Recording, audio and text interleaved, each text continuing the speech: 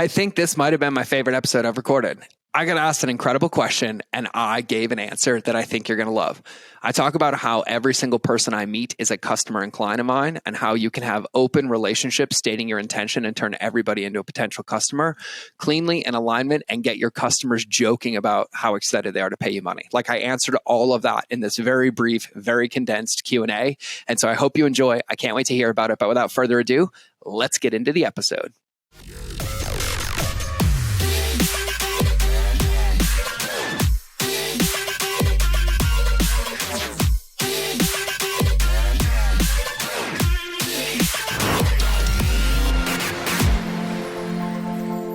What is up, you beautiful people, and welcome back to another episode of the Mind of George Show. And I got a question, and I got really excited to answer this question. I don't know why. Maybe it's because we just wrapped the event, or I just have a lot of clarity, but this question really, really excites me. So for some context, what I'm going to be talking about is how to have clear containers and how to feel in alignment and integrity when you're showing up in the world, adding value, and wanting to sell your services and your offers. And so we send out a daily email with our Lightkeeper lessons, right? So a lot of people asked me over the years, how were you able to get 80+% open rates and 40% click-through rates? And I was like, well, instead of teaching, I'm just going to show you. And so we made the Lightkeeper lesson. So we have 100 emails that go out for 100 days, and they're loaded with values and nuggets and takeaways for every single day, like a 5-minute thing to do in your business or in your mindset or in your life, while also teaching you like how I get the results that I get with emails and customer journey. And so we have a lot of open-ended questions in there that you guys respond to, and I love reading them. It gives me content for this podcast. So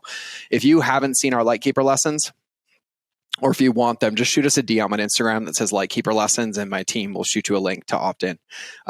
So Lightkeeper Lessons, my Instagram is It's George Bryant. So in response to one of those emails, we got a question. I love this question. So the question asked, if I'm initiating a relationship because it may lead to a potential client relationship, I feel out of alignment in a big way, even though I know that what I offer is valuable. She says, I do vision casting and create value aligned, done with you, for you, strategic annual plans for small businesses, owners that aren't ready to hire a full-time operator or leadership team yet.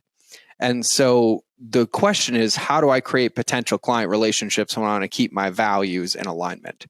And I think it's important before I answer this, excuse me, before I answer this, let's talk about why it's so important. And you got to recognize the world that we live in. Like, we are surrounded with marketing that is so transactional in nature. It's easy to feel like creating relationships is transactional, but it's not. And I try to remind people of this all the time. What we see on Facebook, what we see on social media is a small subset of the population, because there are also millions and millions of other entrepreneurs and people that are doing it the right way. We just don't see it. And so we get enmeshed in this, and sometimes we fall victim and prey to acting and behaving like the market we're consuming, even though it feels out of alignment. And then when it comes to getting back into alignment or feeling in alignment with your values, your morals, what you stand for, we start to doubt those things because we've been too far away from them for too long. And so we got to really start recognizing what's happened, because you can live in this world. You can play on the field, in the field that exists, but you can play by your rules. And it really starts with kind of you and your intentions. And so I'm going to read my note that I wrote down here, and then I'm going to answer this question in a couple of different ways.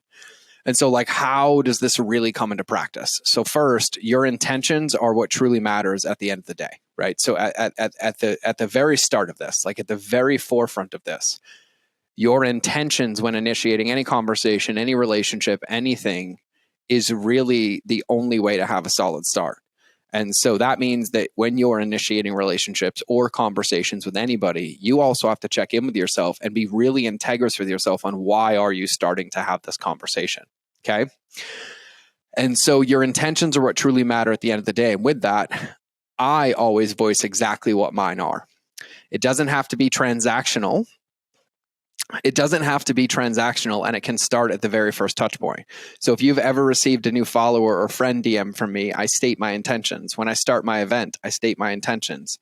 The intention is how you're able to lay your cards on the table, knowing that you've set it out there for them. It's up to the person on the other end to show theirs. And so that's the very written down. These are the notes that we took on how to answer that question. But what do I simply mean by this? I'm going to give you a couple examples, right? So first, I think it's important to frame kind of how I see the world. And so in my opinion, every single human being I meet is a potential customer at some time in the future. I see every single human as a customer. That does not mean that I think every single one of them is going to pay me money. I don't look at customer as a monetary transaction. I look at it as a relationship, as a touch point, as something of value, of helping, of exchanging some knowledge or service to help somebody achieve a goal. And so I say that because I think it's important to set kind of the frame on how I see the world and how I operate business. And like, this is where the relationships beats algorithms framework came from, was really me choosing to live my life in a way that felt integrous to me, and then building a model that made it repeatable and replicatable once I showed everybody that I can make a lot of money and have a very positive impact doing this, and do this ethically and value-based and aligned. And so first, that's how I see the world. And so every barista, every flight attendant, every driver, every single person I meet, I am so interested in just getting to know them and listening for where they are in their life. And I'm not listening from a place of, I have your answer. I'm just listening if there's any clarity or things that I could give them or add value to their life. And so that's how I see it as a customer. And so I meet a lot of people. I have a lot of conversations. Some of those conversations end with me saying, I really think you should read this book. It would be a massive impact for you. And if you have any questions, if you want my contact info, I can give it to you. Sometimes they say yes. Sometimes they say no. Other times it's people meeting me after I give a keynote, and I ask them to just shoot me a DM, and then I'll respond and I'll let them know, like, hey, my intention is to get to know you. I will give you 30 minutes of my time completely for free. Like, I want to see if I can help. And I will be the first one to tell you, if I can help you without you ever having to pay me $1, I will give you the answer and let you go put it into practice in your business, because I'd rather see you in 6 months when we can have a bigger impact. But when I initiate any relationship, any conversation at any level, including with my children, like my 6-year-old son or my 17-year-old daughter, at any inflection of a relationship, I always set my intention. And that allows me to be in integrity with why I'm choosing that relationship, while also ensuring that the relationship on both sides is built on a solid foundation. And I've said this to people before in DMs, and I'm like, I would love to jump on a call for 15 minutes. I don't want to sell you anything. I don't want to pitch you anything, but I think I can help you get some clarity. And then they've responded and said, hey, you know what? I'm not interested in that. I don't want to jump on a call. And I'm like, amazing. Thank you so much. And then they'll ask for something else. And so in my answer, what we have to recognize is that in relationships, in every interaction and every touch point, we have the ability to lead them. And the more solid of a foundation you can build for both parties in the relationship, the better the results are. And by solid foundation, I mean just practicing radical honesty. It's an incredible book, but your truth is really the only thing that matters. And so I love meeting people. And this just happened on a flight home from Austin last week. I actually ended up sitting next to the creative director for Cirque du Soleil, who I happened to see his jacket, and he initiated a conversation. So I started asking questions, and I happen to love Cirque du Soleil shows. It's one of my favorite things in the world. And so then I asked him some questions, and I was like, hey, listen, this might seem really, really forward, but would it be okay if we exchange contact info? Because I feel like with what you shared, some of my knowledge and skill set might be helpful. Like, I don't, want to exchange money or anything. I just want to see if I can help, because like, this is kind of a cool relationship, and I'm a big Cirque fan. And he's like, amazing. And we exchange information. And it's like, I love the fact that I could tell him that like, I wanted to connect and help because I want to be in a relationship with him. I think he's a dope person. I love their show. And he thanked me for that, and we connected. And I was fully integrous in what I said. And just like when I worked with a couple professional sports teams, I happened to meet them on a flight. I sat next to them, and they asked what I did, and they asked how it would apply to their business. And I'd be like, well, we have 8 hours on a flight. I would love to just add some value. And they're like, yeah, do you want anything? I'm like, well, I've never been to a game with your team. Like, I'd love to help. And he's like, of course, you can come to any game you want, whenever you want. We'd love to be friends. And I was like, awesome. And so I helped him on the flight. And then he brought me and my wife to a game. And then I became friends with the managers of the team and players on the team. And that led to relationships. And I think that that's very important. Like, I see the world like that. And so what I've recognized now and the feedback that's been reflected to me and in clients of mine, students, business partners, and what's really, really effective is that we all kind of have adopted this to where at any moment when we're communicating with each other, we just always set our intentions. Like I'll call my business partner, be like, I love you. I know you want to catch up. I owe you a catch up. I don't have the time right now. I will reach out to you within like the next day or two to schedule something, but can you just answer this one question for me? And they're like, yes, I love you. Here you go. But it allows us to always stay in integrity. And so I think my answer to the question specifically is that how I like to see the world for me is that if I recognize that somebody has, a really extreme example is I recognize that somebody has a tumor on their neck and I can see the bump and I might have an awareness of what it is. I feel like in that moment, I have a moral obligation to be like, hey, I noticed this. If you thought about this, you might want to check it out.